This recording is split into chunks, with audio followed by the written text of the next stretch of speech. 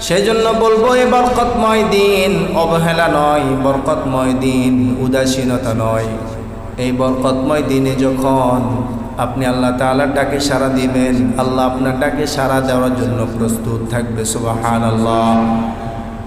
আল্লাহ তাআলা সেজন্য বলেছেন, ইয়া আইয়ুহাল্লাযীনা আমানু ইযা নুদিয়া লিস-সালাতি মিন ইয়াউমিল জুমআহ, যখন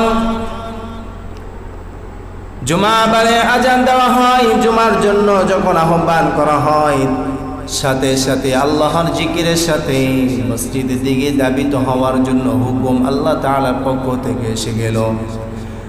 ফাসআউ ইলা যিকরিল্লাহ ওয়া দারুল বাই', সব ব্যবসা বাণিজ্যগুলো ছেড়ে দেওয়ার জন্য হুকুম এসেছে, সব কর্মস্থলগুলো বন্ধ করে দেওয়ার জন্য হুকুম এসেছে।